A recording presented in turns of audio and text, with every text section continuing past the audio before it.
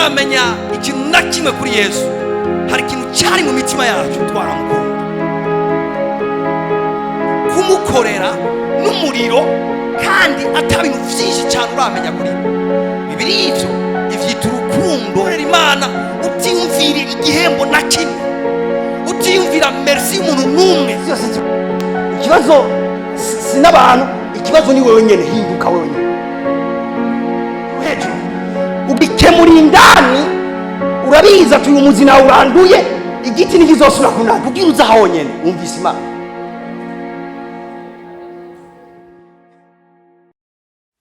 Nagomba dushishikane n'ijambo twariko turiga ubutashe. Umbere ndashobora kwibutsa abo badufatiyeho ibyo twariko turiga. Turiko turarabira hamwe ikintu gikomeye cyane umuntu adashobora kwirengagiza n'umwe, cyane cyane dufatiye ku gihe turimo no munsi. Shengero ry'Imana nagomba ndabwire ko sinzi ingene incuro wari umaze kumva ko turi mu gihe cya nyuma. Sinzi incuro umaze kubyumva bivanye naho wakirijwe. Ushobora ko umaze kubyumva kenshi cyane, ariko Bibiliya tubwira ikintu gikomeye cyane cyo kugendereza ibihe.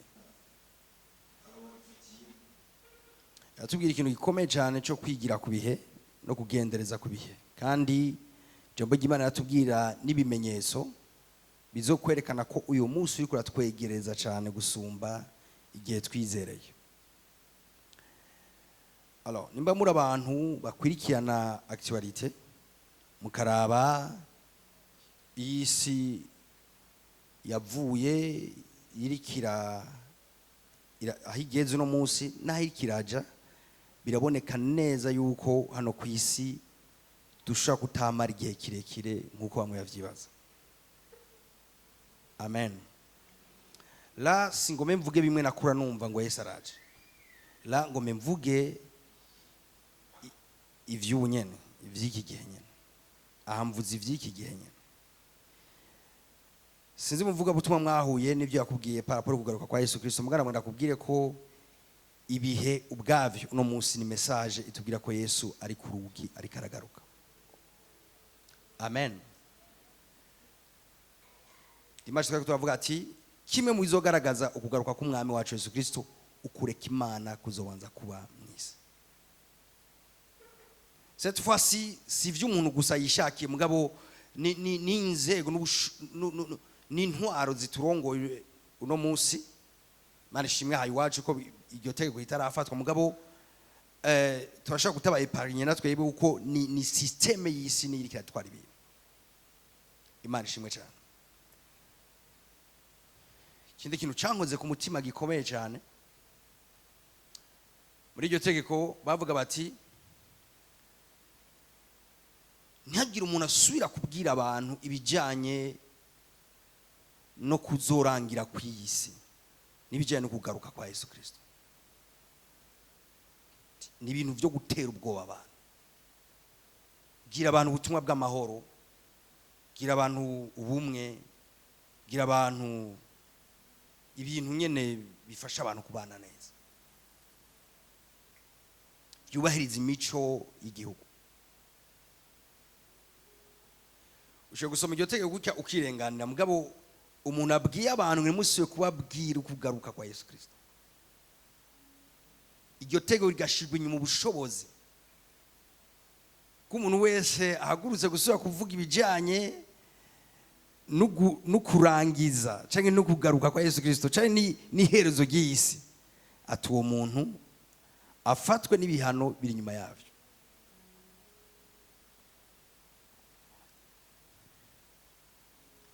Shengero ry'Imana, nimba ari umwanya wo gutondeka ubuzima bwawe, uyu ni wo mwanya nyine. Mbese babiri bavuze amen hajya na haleluya, reka kumbure mvugane nabo. Nimba ari umwanya wo kurondera Imana ukitigeza kuyirondera, gusenga utigeze gusenga, kumenya ivyanditswe, girana ubucuti na mpwemu yera, gukorera Imana uko utigeze gukora, ubu niwo mwanya, ubu niwo mwanya. Rimwe na rimwe tuvuga ibintu nk'ibi, hari igihe binsaba kugaruka kandi nkagaruka nkabwishe, kuko bimwe mu makonsta amaze kugira nuko iyo abantu bumvise ibintu nk'ibi kenshi baca bumva umenga ibyo bariko barakora bo bihagarika. Waratonda ku kazi aca yumva yohagarika kuja ku kazi, warayiga yumva umenga yohagarika kwiga, warafise amaproje y'ibihe biri imbere canke ico twokwita projet à long terme, aca yumva umenga yobihagarika. Ariko bantu b'Imana no gutahura kutariko ubutahuye nabi, ubutumwa bwiza ntibuvuga ivyo, ahubwo buvuga ngo dukore butarira. Amen. Wiga yige butarira, yige nk'ufise umwanya muto. Uplanifye ibya planifye, abiplanifye nk'umuntu afise umwanya muto. Ugira ibi na biriya abikore nk'umuntu azi ko afise umwanya muto. Satani yitubwira ngo yakorowe kandi afise ifuwe, kandi ibyo akora ngo ariko abikora nk'uzi ko afise umwanya muto. Sinumva rengina abana b'Imana aribo bamenye ko bafise umwanya muto boca aribo badebukirwa mu byo gukora. Kukwigisha ibi ahubwo ngomba wige gose nk'umuntu afise umwanya mutonya. Kukwigisha ibi ngomba nibura umudandaza udandaza nyishaka nk'umuntu afise umwanya muto. Kukwigisha ibi tugiye muri evangelisation tugende nk'abantu bafise akanya gatonyi cyane. Misemo ndagomba kukuzana ahantu ugabanya ivyimviro byo kwimvira kufise kiringo kinini cyane cyo gukora ibyo ugomba gukora. Ufise umwanya mutonya gose. Haleluya. Imana shimwe. Kuba dufatiyeho ku munsi w'Imana twariko turaganira hamwe ico biri yavuze ngo nk'ikimenyetso kizoranga ukuza k'umwami wacu Yesu Kristo. Yavuze ngo imbere y'uko ishengero riduga hari ikintu kizoba, ngo kureka Imana kuzobanza kuza mu isi. Kureka Imana, naciye mvuga ibintu bibiri bijanye no kureka Imana. Ndavuga kimwe, ndavuga hariho kureka Imana mu buryo bwo gusubira inyuma. Umuntu yizeye asenga yakijwe ku by'ukuri neza, hama bivanye kumbure n'ibintu yarindiriye igihe akumva umenga aradebukiwe, yobireka agasubira mu isi. Ubu tuvuga ngo yavuye mu buzima bwa Kristo, yataye ukwizera. Hama hariho n'umugabo n'urundi ruhande rw'abandi bantu bobo baracari mu nzu y'Imana, bavuze mu ndimi bavuga mu ndimi bose, ntiushuwe kumutandukanya n'umukristo ahagaze neza, kuko nawe nyene umuravye gutya umenga ahagaze neza. Mugabo winjira muri comprehension afise canke winjira mu kwizera kuri muri we, ugasanga yararozwe, ugasanga ukwizera kuri muri we ico yita umuco ku Mana n'umwijima, ico yita ukuri ukurabiye mu ijambo ry'Imana ugasanga ico kintu yita ukuri kiri muri we ni kinyoma. Uwo rero abafise conviction mbere ushaka kuvuga ati ni bande bizeye ko azoja mu ijuru, akaje kubwira ati nimba azoja mu ijuru umuntu umwe ni jewe nyene, kubera afise ico twita ukwemezwa kw'ivyizerwa, afise conviction y'ivyo yizera. Mugabo conviction isigura ukuri, yandi majambo ivyo umuntu yemezwa ntibisigura ko icyo bibukuri kubera vyemezwa. Ivyo umuntu yemezwa akwiye kubisuzumisha ijambo ry'Imana kwa rukuri. Iyo atabishize ku munzani w'ijambo ry'Imana ngo bisuzumwe n'ijambo ry'Imana, ashobora kuba yaraguye mu mutego w'ubugunge bw'umwigisha yamwigishije, hama kirotuva ivyo yizera, ivyo yubakiye ko kwitega afise gufatiye ku irari ryiwe cyangwa ukifuzo cy'akameremere kiwe, ugasanga bifatiye ku kwizera kutariko, hama ukwizera kutariko kwaje kumutuma abaho ubuzima butariko. Imana ishimwe cyane. Kubera ukwizera kuza gute, birivuga ngo ukwizera kuva ku kumva. Igihe cyose umuntu ariko arumva ibintu umutima wiwe utera wiyatasha navyo, utera uvyakira, uguma uvyizera. Umutima uko uvyizera hagera igihe rero umutima ufatana navyo ku buryo yemezwa ko ari ukuri ku rugezo yobipfira ivyo bintu, ku rugezo yumva yotanga n'ubuzima bwiwe ku ivyo bintu. Ariko kuba vyizera gutyo ntibihindura ijambo ry'Imana. Ijambo ry'Imana riguma ryarindi nyene rivuga vya bindi nyene pempote ivyo umuntu yemezwa mu mutima wiwe. Imana ishimwe. Naciye mvuga ko bino bintu cyane cyane kuri po ya kabiri iyo abantu baruhira canke batera ukwizera mu ishengero, kwizera kwabo gusaba kukameneka kugapfa gufiriye mu ishengero, naciye kubereka ico bivako cyane cyane. Navuze ibintu bibiri, hariho icambere ico nise ubuvugishwa bw'ibinyoma. Nimba ari igihe kimwe abavugishwa benshi b'ibinyoma ni kino gihe turimo. Umuntu agenda mu cyumba agasenga hama yihengeka gatonya karota akija vyuka ngafise titre y'umuprofete kubera gusa abonya arose, hama akaja tangwa guprofetiza ku bantu ababwira ibintu kanaka by'ubuzima bwabo. Usanga abantu kubera ngome ndabapangurure gatonya. Bari Imana apana kwizera umuntu wese aza kubwira ngo umukozi w'Imana uca utega umutwe ngo shaka ikiganza. Ndafise gahinda kino generation turimo, kandi umanda yifitiye ideni.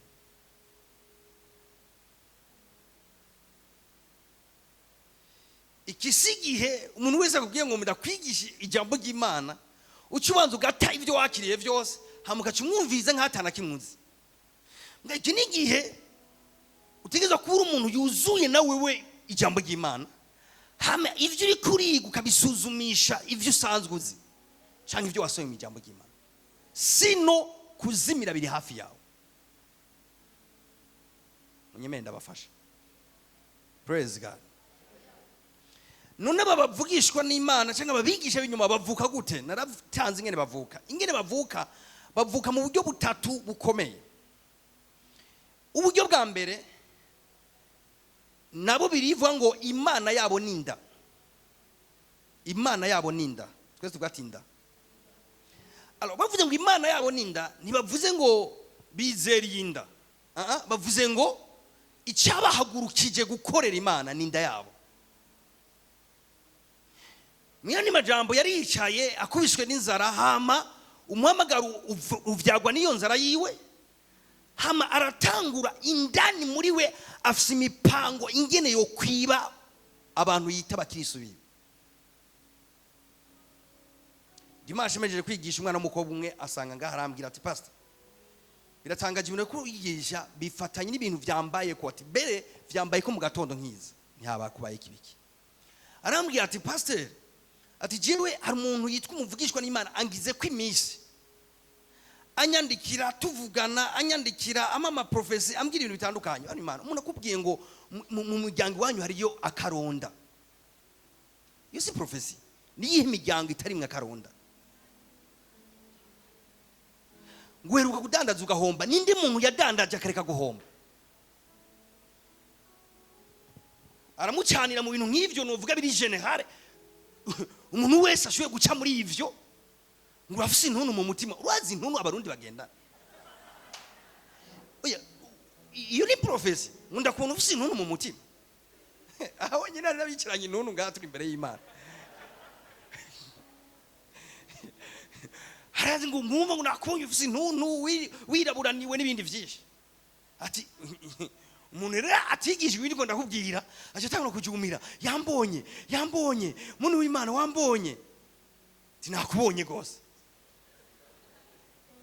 Uziko n'umuntu aja kuri Facebook akaraba Pamela yavuse ryari, izina rye ry'ikirundi nirihe, akakwiga neza agatora naho wavukiye n'ishure wizeko, hama kacaza akakubwira ibintu ugacuhenuka ngo aramenya ukaburagiye. amavugishwa n'Imana hejeje kumudekiriva no kumugira ibintu nk'ivyo aje mu muryango umviriza ngo mpemu yanumva ikarambira yuko no kudelivra vyeke bimbwira dimanche mejeje ngayikorana ati rero rungika amafaranga ya mbere Imana yo mwijuru we tirungika amubwira some kanaka itari ntoka ati rungika tingira ngura amavuta yerayo amavuta delivra sayo bagura na amavuta tangwa n'Imana nimunyumvise niwe yagura ku isoko bantu b'Imana ngo ngomenda kudugira umusozi ngo ndungukira amazi ndungukira amata utuze umusozi ushaka amata nagira ugiye gusenga nyini yamaze gutaba ikibanza yamaze kumwumvisha ko aramuzi arabona ko atuntuye mu mutima nawe yamaze amasabira atondeye bisi muri ville yo gutunura gute hanyuma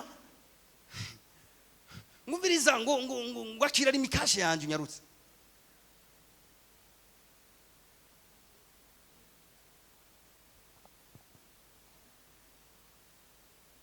kana abwira n'Imana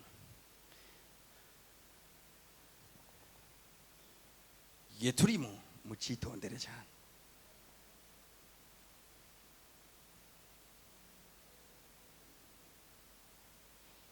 umudamu we muri nishengero nyene ambwira ati pastor je nahuye n'umuntu muri ville ti pastor ti arabona ti pastor yarambwiye ku buryo ambwira n'ibintu je nari ngicibuka by'ubuzima bwanje gushika ngaho je nta gitangaza kirabamo kuko n'abapfumi ivyo barabigira kubona nibisigura umuntu w'Imana umuntu abona nibisigura ko ari umuntu w'Imana tiyambariye vyose yambwiye n'umugabo wanje yuko twatandukanye n'icyatu twandukanije yarakimbariye nehe je gushika ngaho nta gitangaza ndumvamo nanye pression yo kuvuga ibintu nk'ivyo ati hanyuma bice bibandanya gute ati mwijoro titwahuri muri ville mwijoro acabandanya yandikira ngo washise amahoro hawe ati nashise amahoro ati none ko wateramye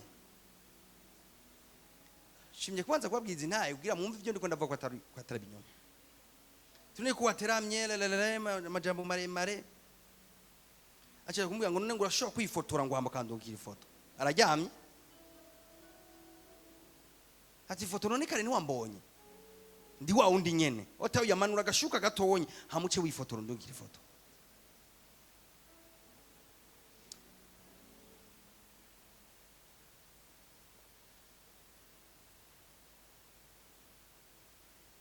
hari kindu kinenga bivuga ngo muzobamenyera kuvyo bama umukozi w'Imana aravugana n'abigeme uwo n'umuntu w'Imana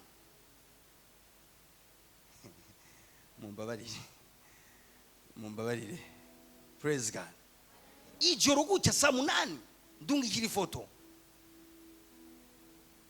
yiki ya saa 8 oya ifoto yiki ya saa 8 warangiza ngo arabona garabona uzokwibonera ko enyakora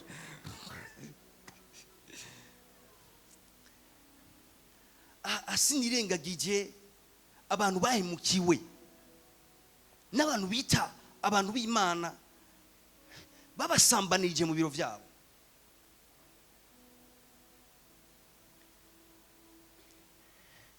icambere ko waruhuye n'abantu nkabo uzoze tugusengera c'est pas pour rien mwahuye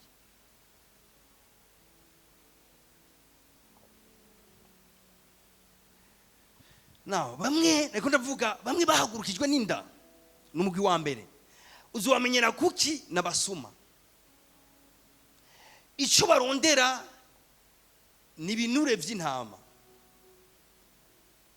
mukivugana gatonyi ariko ararondera ivya gukurako uzobamenyera ku busuma abakabiri n'abantu bahagurukijwe na Satani ico Paulo yita abakozi ba Satani bari ngaha nyine basoma churches mbere mamwe manini manini akomeye, bahagurukijwe n'umwijima, bazi neza ibyo bariko barakora. Ashoboye guhirika inyigisho abizi ko ariko arayihirika, ashoboye kugira ibintu nk'ivyo nariko ndavuga, afise target ariko ari ibinyenyeriza abantu. Ashoboye kugira ibintu bitandukanye muga vyose bigamije ikintu kimwe, kuzimiza abantu b'Imana no kubagira ba esclave biwe. Abandi n'abakozi b'Imana b'ukuri bahagurukijwe n'Imana kugira ngo batunganye umugeni wa Kristo. Praise God.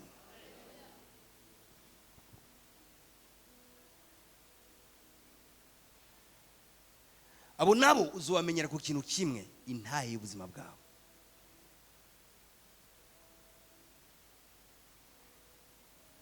Uzobamenya ku ntahe y'ubuzima bwawe.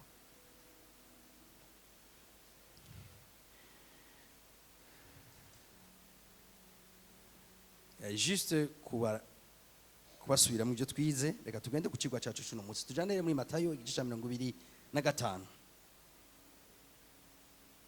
Bariza mugenzi ati wowe urahura n'abantu nk'abo? Usabe rendez-vous vuba tugufasha. Okay, Matayo 25 umurongo wa mbere. Abango ico gihe ubwami bwo mwijuru buzosa n'inkumi 10 zajanye amatara yazo zija gusanganira umukwe. 5 muri bo bari bijuju, bandi 5 bari abanyabwenge. Kuko vya bijuju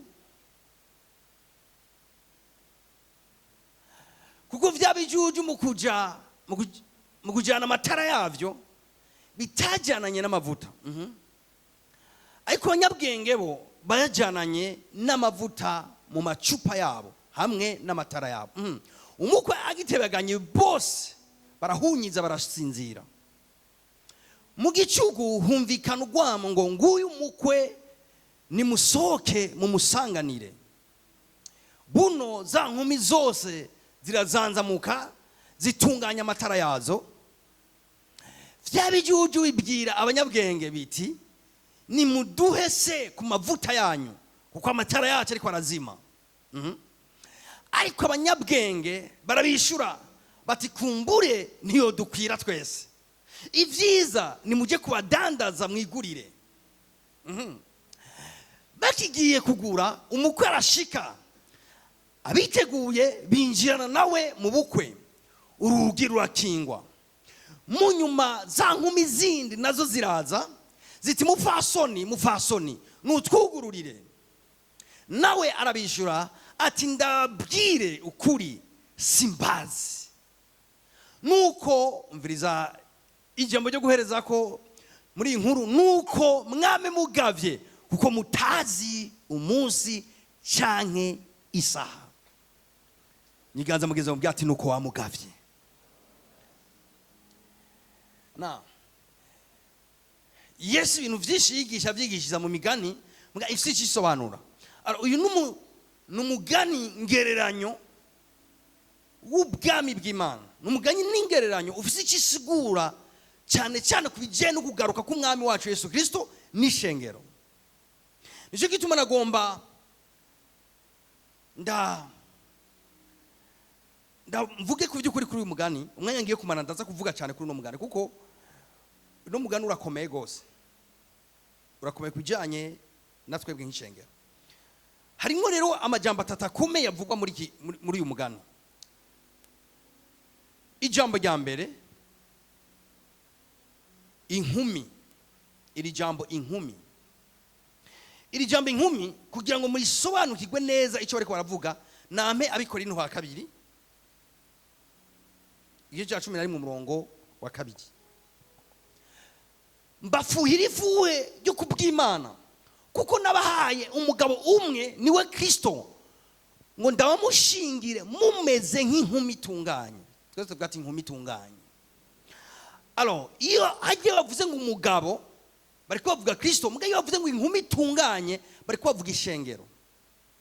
Vyumvikana ngo irijanye n'uyu mugani w'inkumi 10 sivyo abapagani, ni ivy'ishengero. Iyo Bibiliya ivuga inkumi bisigura ngo n'umukobwa atarabona umugabo. Mu yandi majambo hagiye bavuga ngo ni inkumi itunganye. Alors iyo bavuga inkumi itunganye ni imvugo ya Bibiliya isigura umugeni wa Kristo. Mu yandi majambo isigura ishengero ry'Imana. Twese tuvuga ati inkumi ni ishengero. Ari batubwiye ngo n'umugani rero w'inkumi 10. Mu yandi majambo n'umugani w'ishengero ry'abantu 10. Nkuko ryo bishengero ry'abantu 1000, nkuko ryo bishengero ry'abantu 10,000. Nga ni n'umugani w'ishengero ry'abantu 10 yari karacha muga agamije kudukomera iki kintu gikomeye ngomba ko twiga uno munsi. Amen. Irindi jambo rigoye ngomba ko tubanza kuvugira hamwe ni ririkurikira.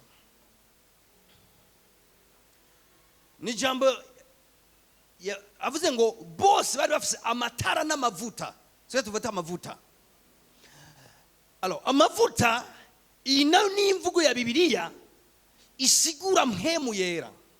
Sio tuvuga ati mpemu yera. No. Igihe ngo ryari ishengero ry'abantu 10 bose bafise amavuta.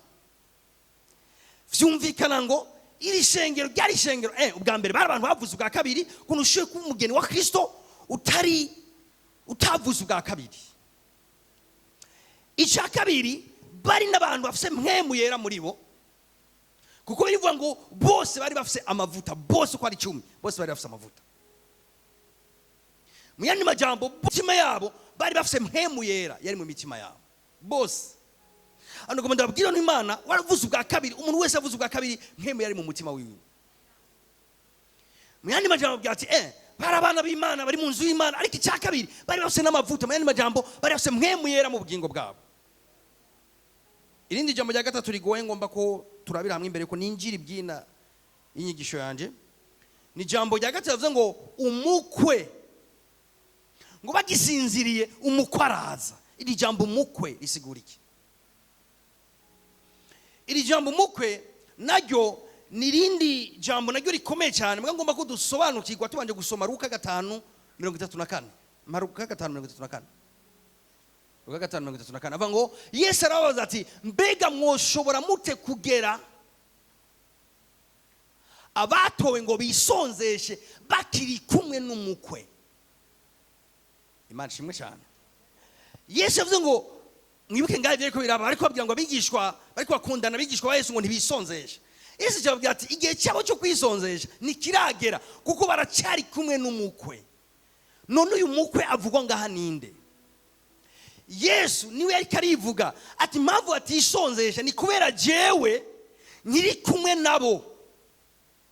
Mu yandi majambo Yesu abaje kwidefinisa nk'umukwe, nga ishengero idefinisa nk'inkumi itunganye. Imana shimwe. Mu ijambo rimwe vyumvikana ngo bavuze umukwe bari kubavuga Yesu Kristo.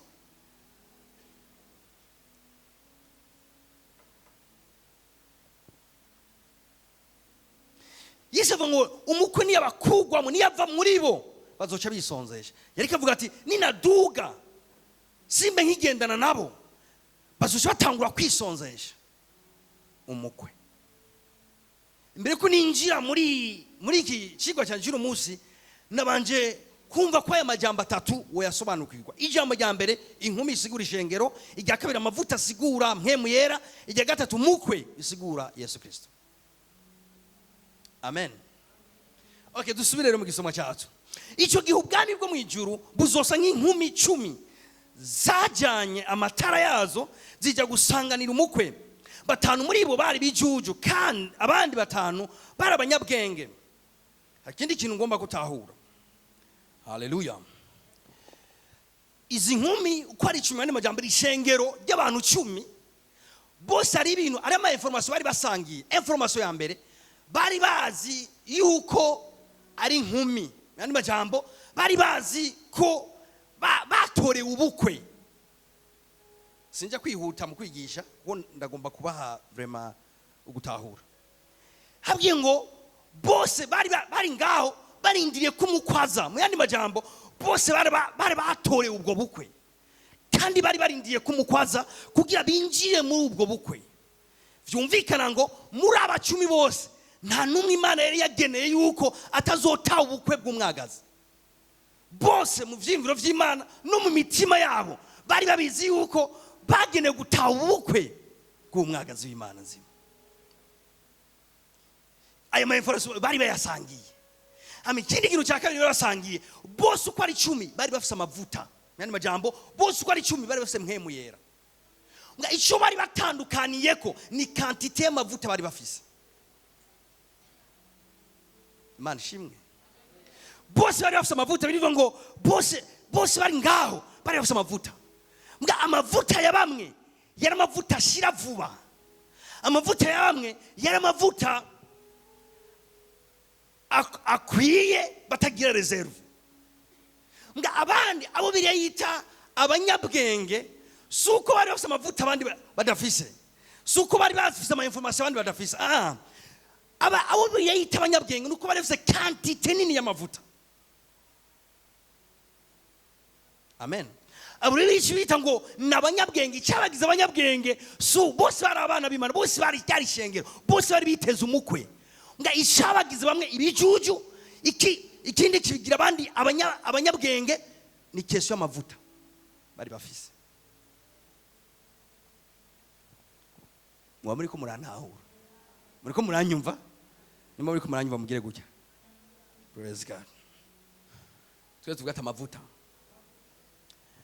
Ima Abanyefeso 5:18. Kandi nimukaboregwe vino irimu ubuhumbu ariko mwuzure mpemu yera. Kandi nimukaboregwe vino. Haleluya. Kubera ikibiriva ngo nimukaboregwe vino, ni kubera ko vino no sema kwinga ubuhumbu, mga vino nico kintu kinyarusa kuzimya amavuta, nico kintu kinyarusa kuzimya mpemu yera. Biriva ngo nimukaboregwe vino irimu ubuhumbu. Haleluya. Shingiro y'Imana. Rafa pasanaganiye n'umuntu w'umu artiste. Andi ya pastor nuzi ibintu bisigaye biraho hanze ntibiki. Ati bujuzi ko aba artiste benshi kandi aba artiste barimba gospel. Ati aba artiste benshi burya baza kuri podium banyoya kamogi. Kugira badushushe. Ati ziko bamwe bazi banyoye inzoga. Gachiba ikinya twatujojo muratubona. Ivyo bintu sivyo kweli. Mugabo munyuma nza gusanga ari ivyo. Mugabo bivuga ngo nimukaboregwe vino iri mu buhumbu. Nyumviriza, ntuboregwe gwagwa, ntuboregwe ikiyeri, ntuboregwe bayito muruturutu. Igihe umuntu yumva umenga kanyanga, umuntu anyoye kanyanga niwe yaborewe vino. Kandi kuboregwa si kesho ya quantité. Umuntu ashobora kuboregwa kuri 1 degré, undi akaboregwa kuri 10 degré, undi akaboregwa kuri 100%. Uwa 100% rero ni wa undi agenda arahenuka, ne undi agenda aragwa yafuse niko bavyita. Mbere hari undi atafuse mbwa yaborewe ku rugezo ruto. Kandi kugira Imana ikiboreza kigiye mu muntu cyamaze kumuborera, gusa kimuboreye ku rugezo kanaka rudashoboye kumuhenura mugaga pressure kariyo. Kandi birivuga ngo nimukaboregwe vino. Praise God. Imana ishimwe. Peu importe uri, peu importe situation urimo, hava ngo ngomba kuruhuka. Bivuga nuboregwe vino irimo ubuhumbu. Ariko rero kandi si proposition ni commandement. Bivuga ngo ntukaboregwe vino. Nimuboregwe vino irimo ubuhumbu. Ibikurikira ngo ariko mwuzure mpemu yera. Mu yandi majambo harimo amabwirizwa abiri ari muri murongo. Ibwirizwa rya mbere nimukaboregwe vino. Umuntu wese anywa inzoga ari hano wihana inzoga bikunaniye uze tugusengere. Kuko ntushoboye kuzura mpwemu yera wuzuye inzoga. It's impossible.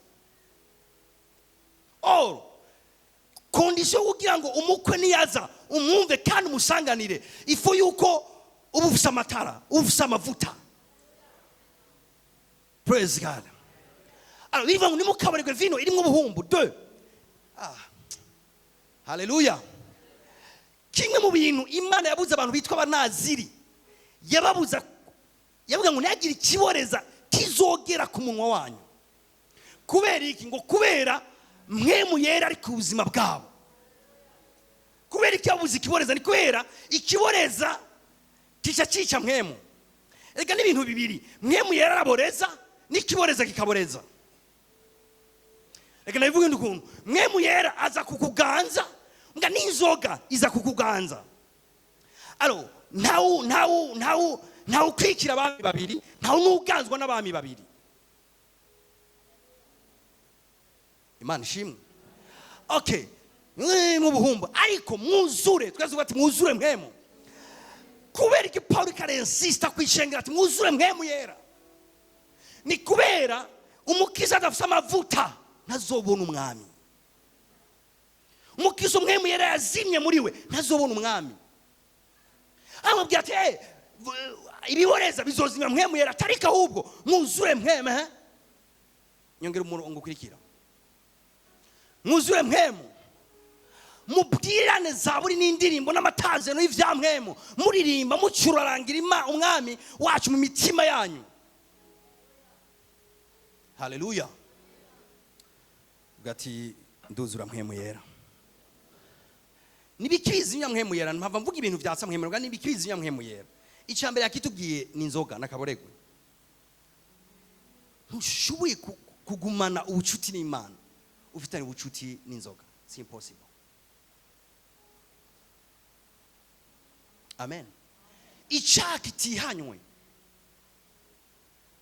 ivyaha vyose n'ibizimya mpwemu yera. Muga icyaha kitihanywe, icyaha umuntu yakiriye akagira ubuzima bwiwe, kirazimya neza mpwemu yera, kazima gahera mu mutima w'umuntu. Icyaha kitihanywe. Haleluya. Imana ishimwe cyane. Ikindi kintu kizimya mpwemu yera, insatisfaction. Nokivuga gute mu Kirundi? Kudahazwa.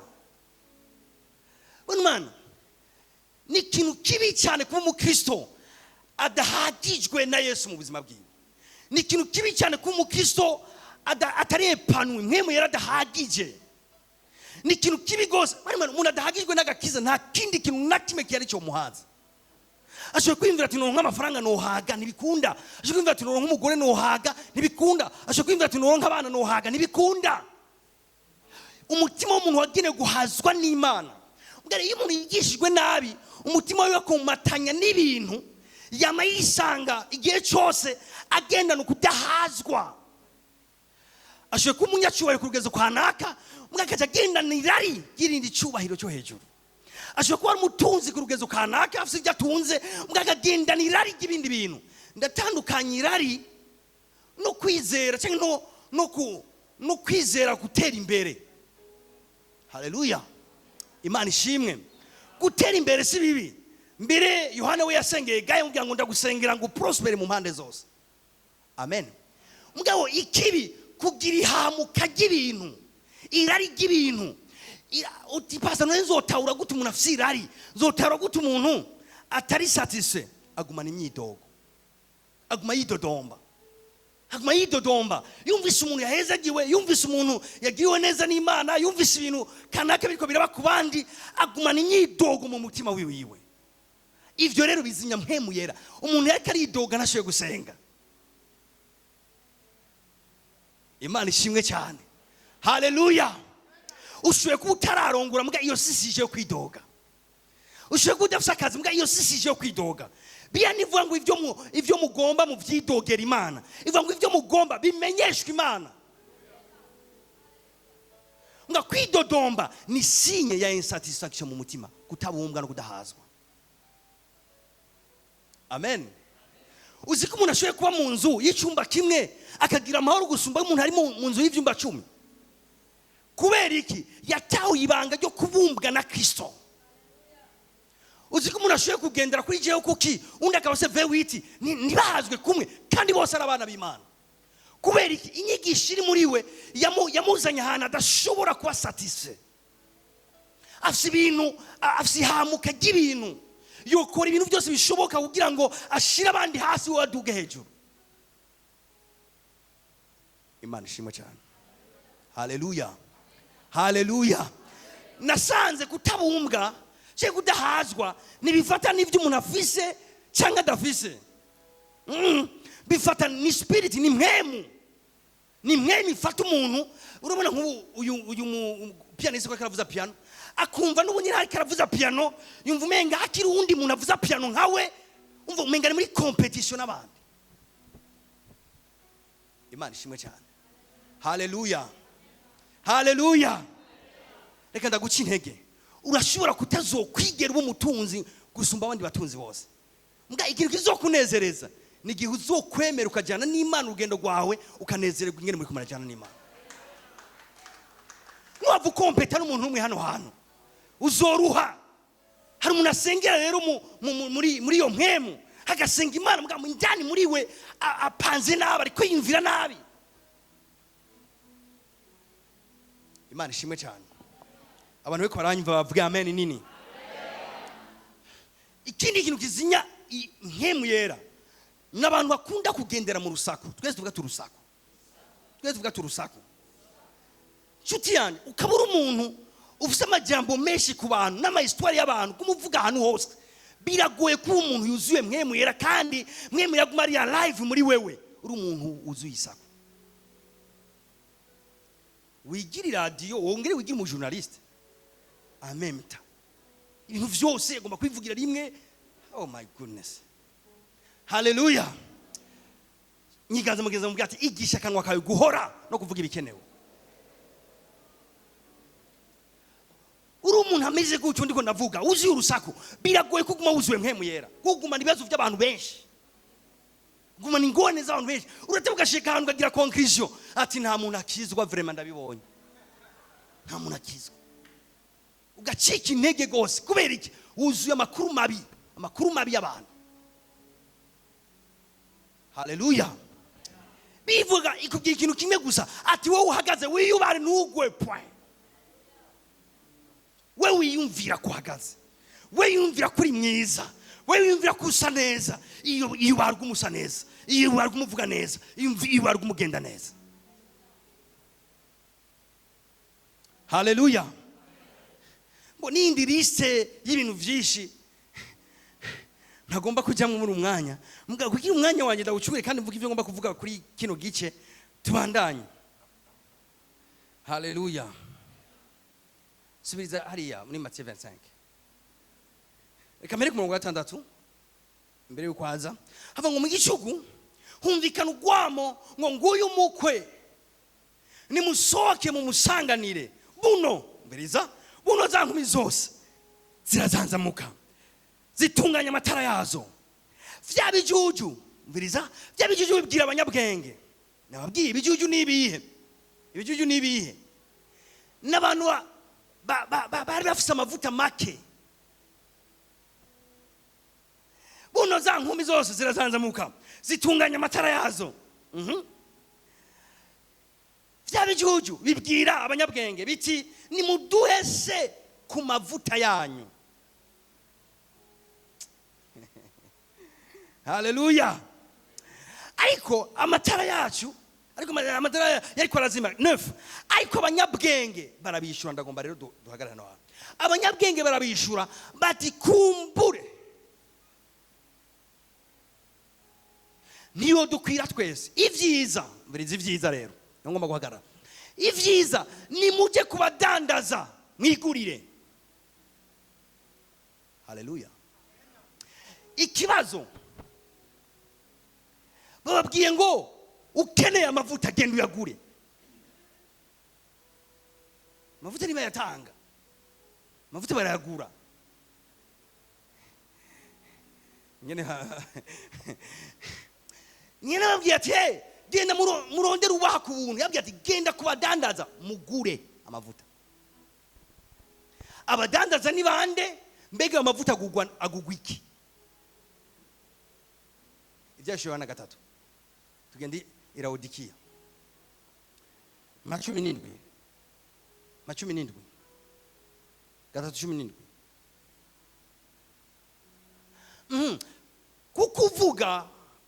kukuvuga uti ndumukire ndatunze kandi ntacyo nkenye, numenye yuko ari wewe mutindi wafutanye, uri umworo, uri impumyi, ugenda amenya. Ikintu cyambabaje kuri iyi verse ni ngene umuntu ugenda ari gusa azi ko yambaye. Yo cyambabaje abaje iri ryari shengero gira Laodikiya, tuza hejuru gatonya.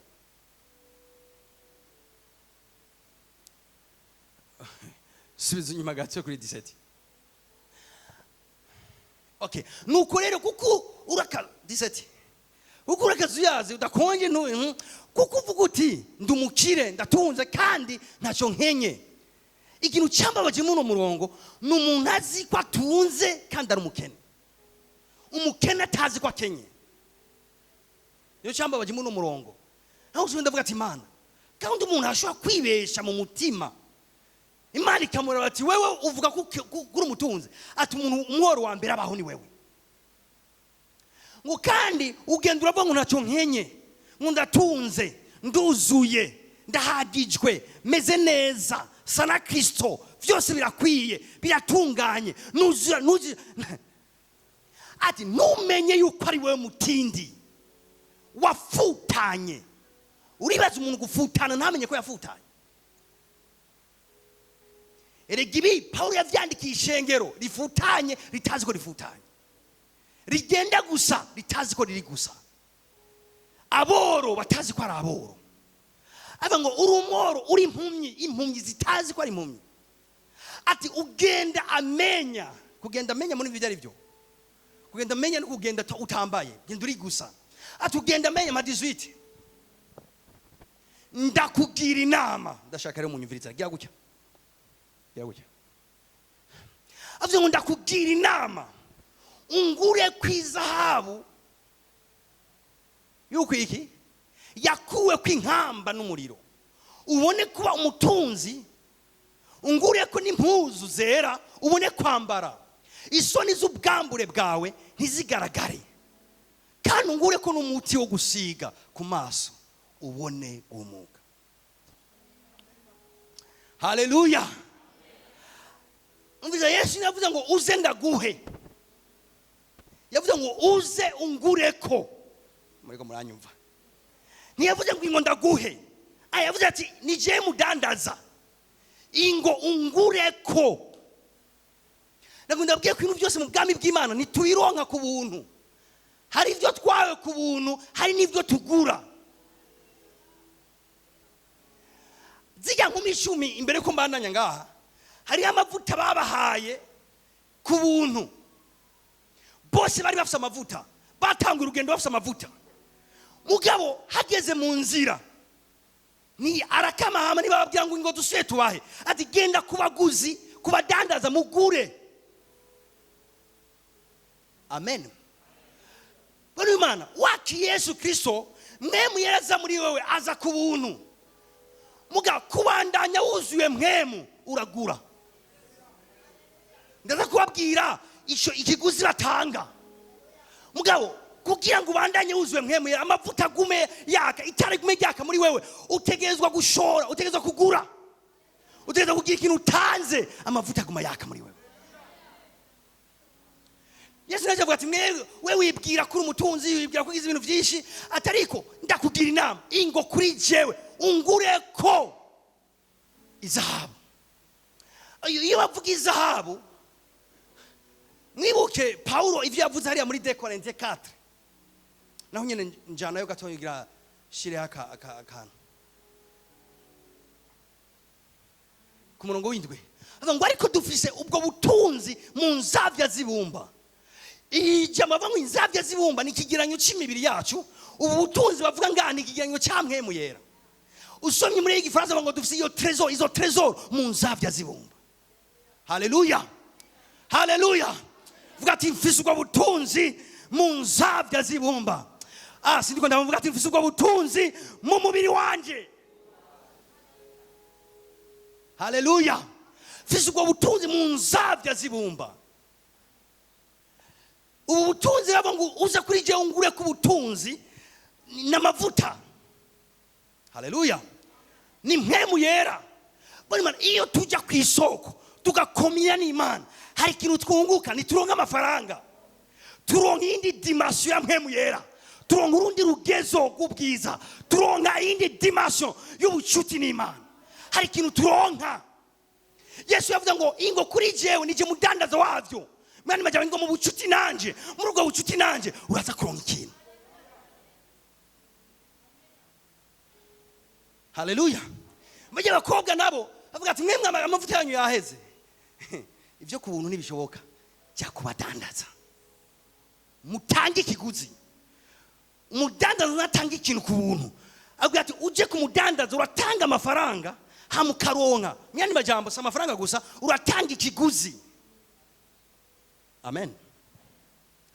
Rero ndaguma mutaure yuko kuzwa mpemu yera biri ku buntu, kuvuga ubwa kabiri biri ku buntu. Nga urugendo n'Imana kugira amavuta yawe agume muri wewe, kugira ngo mpemu yagume ari alive muri wewe, bigusaba ikiguzi. Yabwiye ati genda kubadandaza mugure. Haleluya. Mugabo rero ikosa bakoze baragiye kubadandaza. Nga ikosa bakoze bagiye umwanya waheze. Bagiye umukwe yamaze gushika. Umukwe ashitse biraheze. Nico gituma ndiko ndabaprepara umukwe ataraza. Nico gituma ndiko ndababwira ngo mugure amavuta yanyu, mutange ikiguzi cyayo umukwe ataraza. Kuko amaze gushika yababwiye ngo c'est trop tard. Yabwiye ati mwagize neza, mwagiye kurondera mugabo, c'est trop tard. Umukwe yamaze kuza. Ashitse yarinjiye acarugara. Bagarutse atoya sindanabazi kuko muri ko mukora ibintu nyuma y'igihe. Twese tugate gukora ibintu mu mwanya mwiza. Barumana gusenga n'ubunye neza ataraza.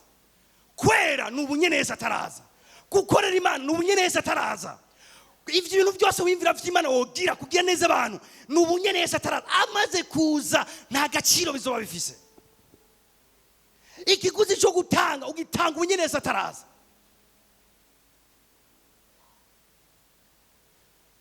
Haleluya. Nico gituma bace bakonkiriwa ujya mu ngo bavuga ngo mwame mwiteguye kuko mutazi umunsi n'isaha.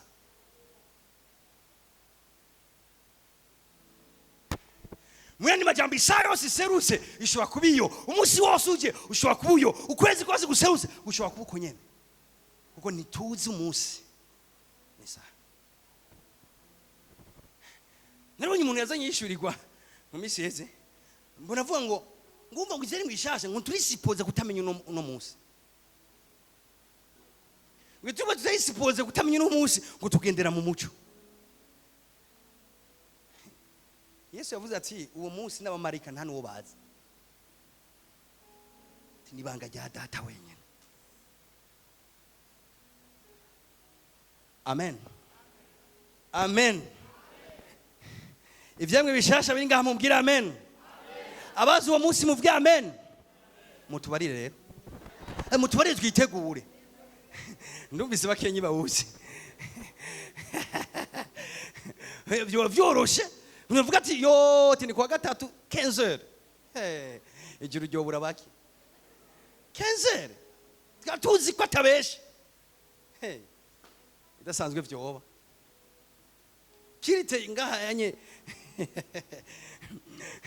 Nuko rero mwame mugavye ko mutazi umunsi n'isaha. Iyi message ifatanye n'abandi si y'abapagani ishengero ry'Imana. Iyi message yibwiye umva hari inkumi 10 navuze ngo ni ishengero ry'abantu 10. Hariho 5 b'abanyabwenge ko bafite amavuta, hariho 5 b'ijuju babuze amavuta. Mugabo ahiye kuvuga ibintu byose acatanga message apana gusa izo nkumi 10 n'abantu bose bazokumva ubutumwa bwiza. Acavuga ngo mwame mugavye ko mutazi umunsi n'isaha.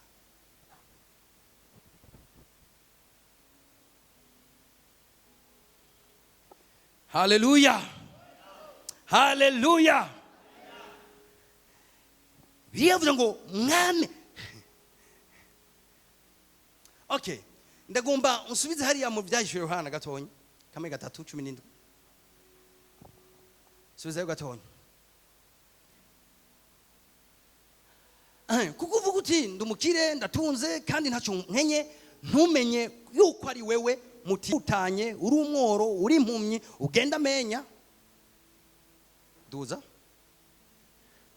Ndakugira inama ungure ku izahabu yakuwe ku inkamba n'umuriro, ubone kuba umutunzi. Ungure ko n'impuzu zera. Yavuze ngo uze ndaguha impuzu zera. Yavuze ungure ko.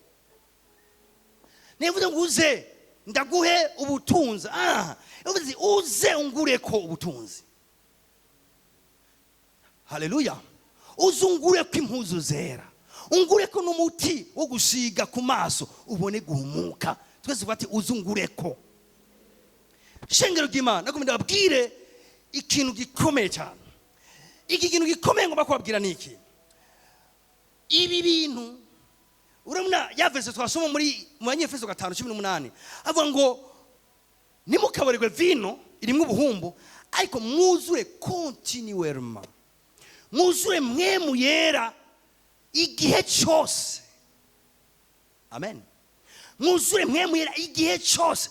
Alors ikiro ngomba kuvuga ngaha kuzura mwemu yera igambere nta kiguzi utanga. Nga kuzura mwemu yera igihe cyose utegezwa kugura. Ugura iki, utanga iki kugira ngo uronke ikindi ko navuga amavuta y'igihe cyose. Icambere utanga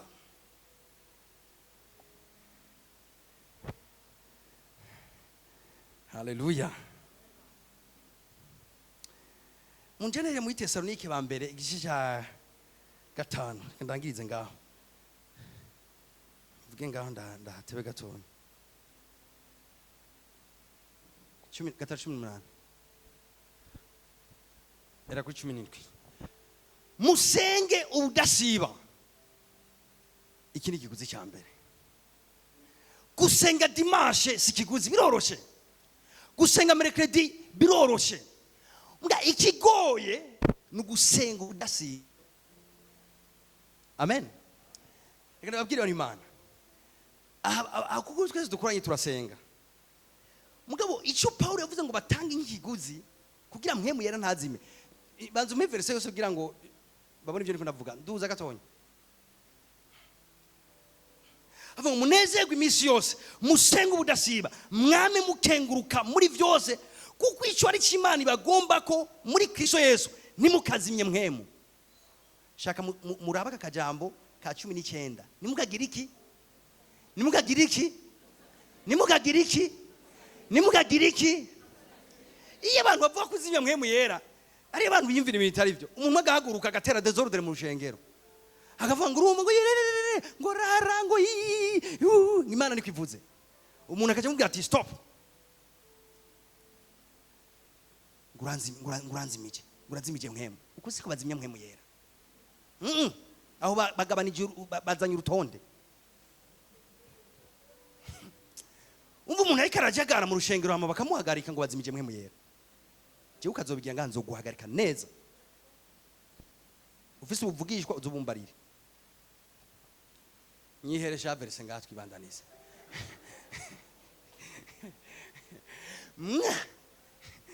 Gaje nkoreshe ibiranye. Munezerwe imisi yose. Ikintu cyambere ndandakuramwe ibintu vraiment bigufasha kwamahuzo mwemu yera. Ikintu cyambere ngo mwame munezerewe imisi yose.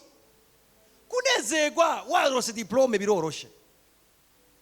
Mugabo umukristo ntanezerwa ku misi mikuru gusa. Umukristo anezerwa misi yose. Haleluya. Ataruko tutarose bitubabaza, ataruko tutashyanu hagoye, muga umwami wacu niwo munezero wacu. Kuko yivuga ngo munezerwe imisi yose mu mwami wacu. Haleluya. Okay, ikintu cyambere kigufasha kugira ngo mwemu wawe yame. Mwemu yena shaka kuba mu mutima wiraburaniwe. Hano hari ugwanko, hari umururazi. Avuga ngo munezerwe imisi yose. Number 1, munezerwe imisi yose. Alors wirotruvye simvuze gutoronka ibikubabaza, mbwa wirotruvye uhagaze muri situation ari ibintu bikubabaza, jya mu cyumba cyawe, jya mu kibanza cyawe, senga, hama usubire urekera mu munezero, kuko Yesu niyo yaduhaye umunezero utangwa n'inosi, yaduhaye amahoro adatangwa n'isi, aduha umunezero udatangwa n'isi. Alors ivyatubaye ko hano mwisi nibisipoza kutugumiza mu mubabaro umwanya wose. Simvuze ko umubabaro utoza, mbwa ntiwemere kuguma mu mubabaro, uri muri etambi y'imwema. Hari muri karanyumva hajya. Okay, akantu ka mbere, munezerwe iminsi yose. Ndakubwira ibanga. Shira ku mutima, shira umutima wawe ku byo Yesu yakoze, apana ivyo ufise no munsi n'ivyo ukora cyamo. Ibanga ry'umunezero si ivyo ufise, si ivyo uri kurabona, si ivyo uzoronka. Ibanga ry'umunezero ni ico Yesu yakoze ku buzima bwawe. Kuba yaraguhariye ibyaha byawe, uwo si umunezero wohimbaza Imana. Kuba uzoraguka ngo budashira, uwo si umunezero wo gutuma uhimbaza Imana. Kuba turafise ibintu byinshi byo kutunezereza. Haleluya. Munezerwe iminsi yose. Ni training. Kuko ibitubabaza biri hose, biri hanu hose. Umuntu ashobora kuza gutera urujambo ukumva mu mutima wawe vraiment harazamutse umururazi. Menya kuri muri etambi y'imwema. Jya mu cyumba cyawe usenga uburogera Imana igugarukanire eta yawe y'imwema nziza.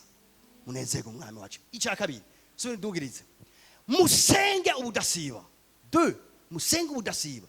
Ibi rero yafise ukuntu bikompletana. Kunezerwa iminsi yose biva mu gusenga ubudasiba. Amen. Biroroshe nk'umuvuza ati dusenge. Twunamike amaso yacu dusenge umuntu tumwe twese. Dusenge. Reko mashataramande. Roki mandala hasokrebia. Roma shata karama sokira brande. Le mando si karamanda bashataragabaye. Ruma shate kele monsa kataramande. Riko manda kazobri katalabaye. Amen. Ubu nyene urahagije kuja muri liste abantu basenze uno munsi. Kandi ibi biroroshe. Nga icyo ariko aravuga hajya, avuga ngo musenge ubudasiba. Ndi verse ivuga ngo musenge ubudahumeka. Amen. Ibanga ngari aratanga rituma mpemu yera atazima, kuko niyo conclusion za kugira kuri 19. Aba ngo musenge ubudasiba. Vyuka mu gatondo senga, ronka umwanya wa saa sita senga, ronka umwanya wo kumugoroba senga, ugiye kuryama senga, usuye kuvyuka senga, kumusenga. Umukristo arasenga. Umukristo akomeye, umukristo asenga. Kandi ndatandukanya kumviriza indirimbo no gusenga. Mbega umuntu avuga ngo mbasenga cyashya indirimbo, akazumviriza aje kuzumviriza cyava ngo ame, agaca agenda. Yani wasenze basi ifu muziririmba wewe, ko gusenga arimo kurimba, arimo gusenga, ifu muziririmba basi. Bivuga ngo musenge ubudasiba. Reka mvuge ntangura ubudasiba ku munsi. Umuntu wese muri ayi musi kuranyumviriza, irasekwa ta musi uhera utarose umwanya wo kuja imbere y'Imana. Ibibazo byinshi bizokwikubura wewe nyene kubera umusenzi. Ingorane nyinshi zokwikura mu nzira kubera ufise consistance muri prayer. Amen. Hari misi bakunze kuvuga ngo itera ubunebwe, ngo kuwa mbere ngo bari ubunebwe. Hajya nyine umvisha ubunebwe, pray. Ikintu cyambere gikura ubunebwe n'amasengesho. Winjiye mu examen senga, ugiye gukora interview senga, ugiye icyo ukora cyose senga.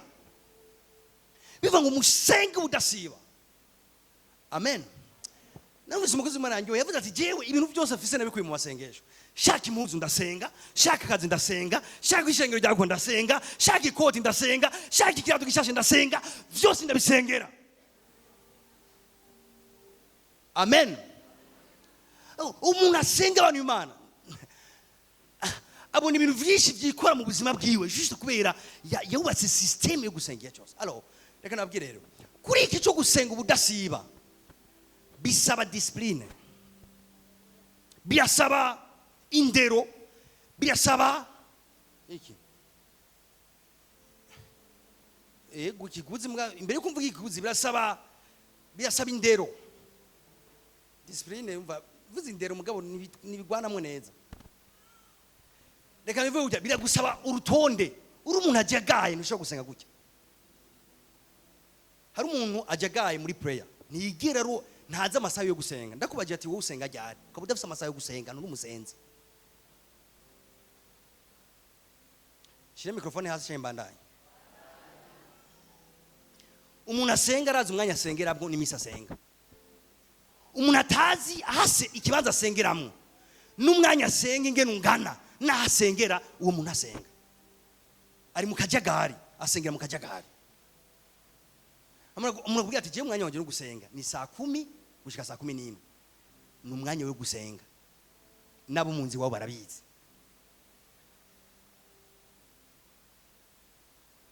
amen musenga ubudasiba ibintu bidusamaza ni vyinshi cyane kuburyo udafite urutonde rwo gusenga ntuzokwigera usenga cyangwa ati pastor jenzi nduka mu kazi ako kazi nyene hajya nyene ugara hajya ukorera injira yo senga wowe ufite akazi ahubwo ni ukeneye amasengesho menshi sivyo ni ukeneye amasengesho menshi ugara usenga none n'abamizima mu bana hajya ubona saa 9 zigeza kugara gashaka cyangwa hamagasenga none we kwiguto kugara ngusenga wanga kwigira umuntu w'imwebo muvuga ati abantu bombona n'ubwayi nkasenga yo ahubwo bazokwamviya iyo abana bari byo bashobora bari kugara bagasenga mugabo rero umwase yabamazi inkomezi amen musenga ubudasiba ngaha harimo ikintu cyo kugira urutonde cyo kubaka nyene system ingene usenga kabuziti jewe ngiye kuryama ndasenga kubera iki ari byiza kuryama ugiye gusenga kubera iki ari byiza kuryama usenze turabantu bajyama bagasenga bagiye kuryama oya ndabizi aho mwaciye tuza turabe ni bake cyane mupfa kuryama gutyo nyene muvuga ati joro ni giza mukaje muryama ashanda kwaje bati gusenga udasiba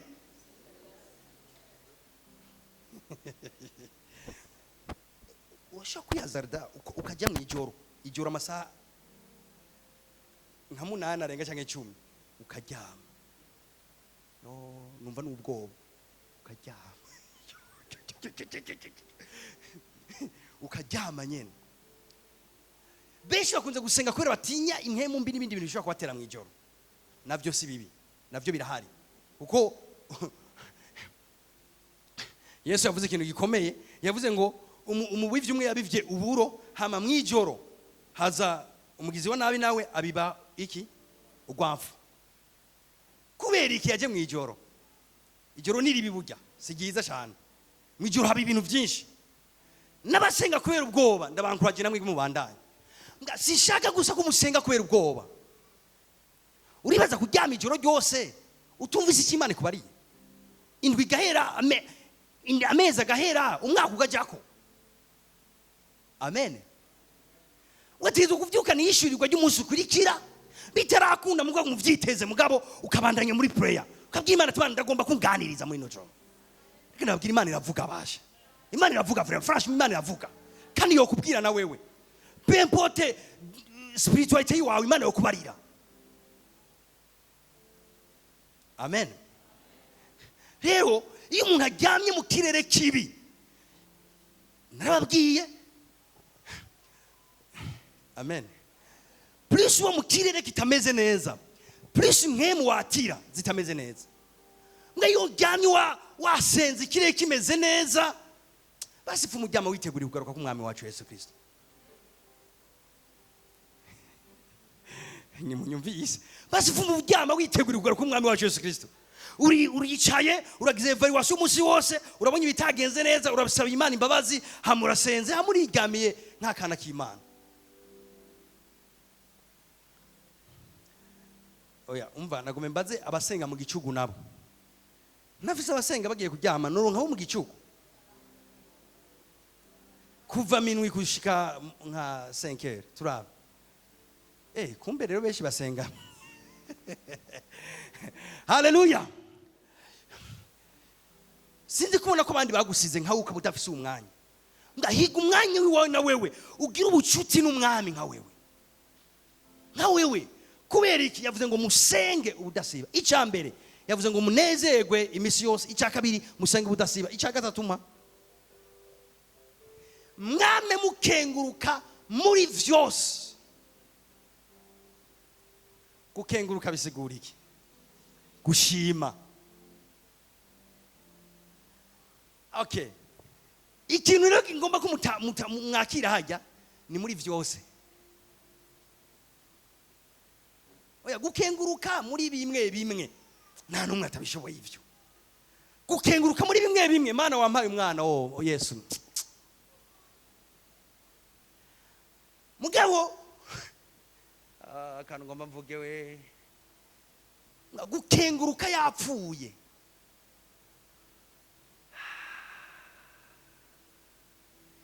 naje singiye kubabesha vyongora aya sinigire marayika naje vyongora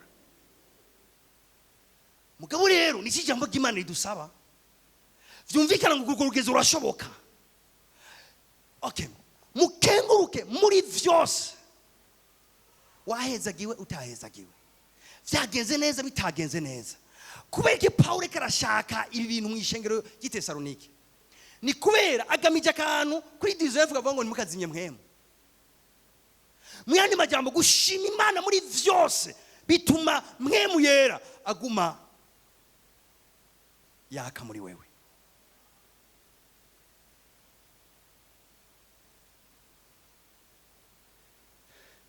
mukengurukire mukenguruka muri byose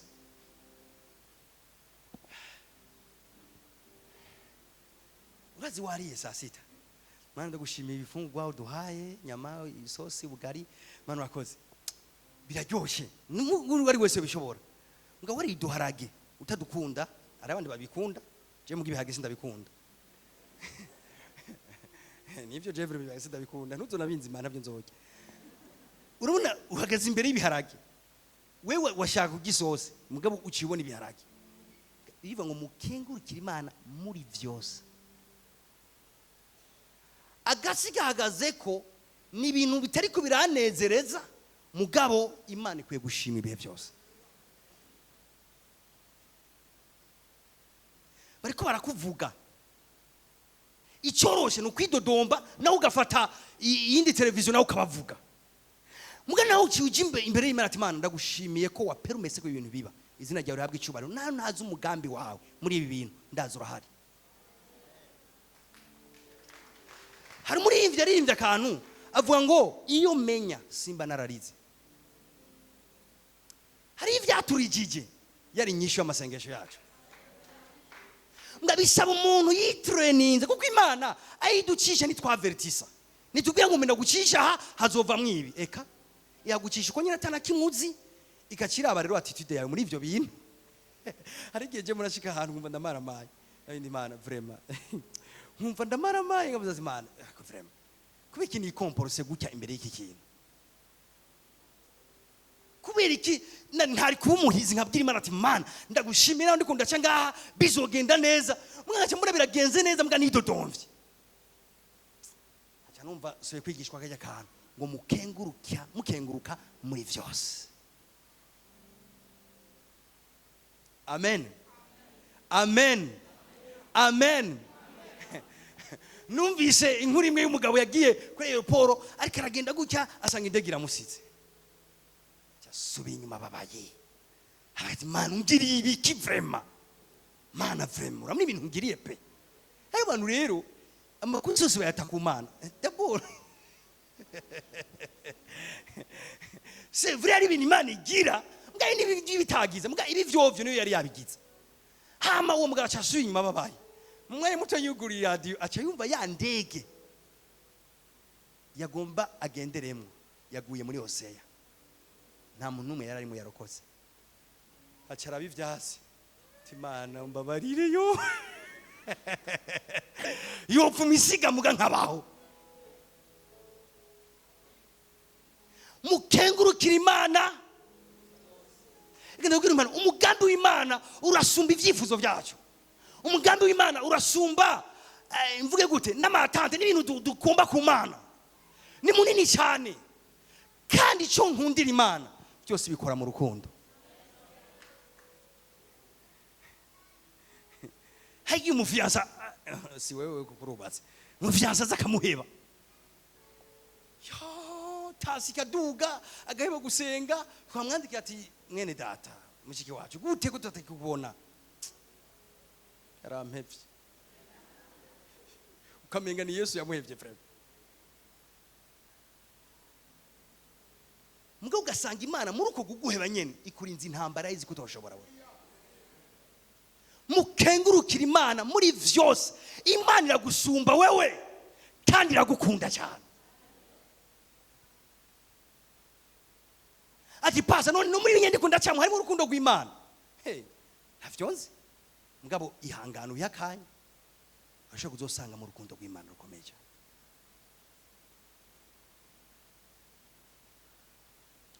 Abantu mutararonka amaviza yo kuja hanze mwarayipfuje muvuge amen. Mukengurikira Imana muri vyose.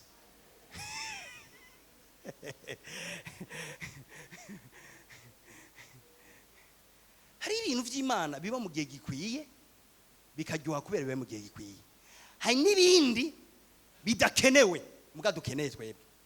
Mu maso yayo bidakenewe bivanye n'umugambi dufise ko ivuga ati wewe ahantu naho uzosenga amasengesha ngana gute sinzoguperumeta kuja wawe.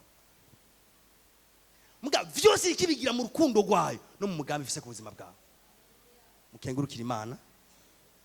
Ari umuntu afise amashimwe niwe yamayuzuye mpemu yera. Umuntu afise amashimwe mu mutima wiwe agumana amashimwe mu mutima n'ivyo adatahura. Nari mvuze ngo mushima Imana no kuri vya bindi mudatahura.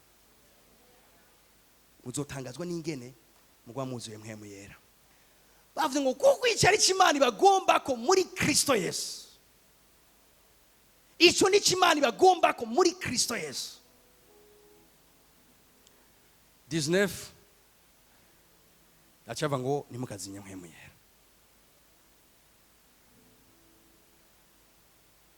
Amen.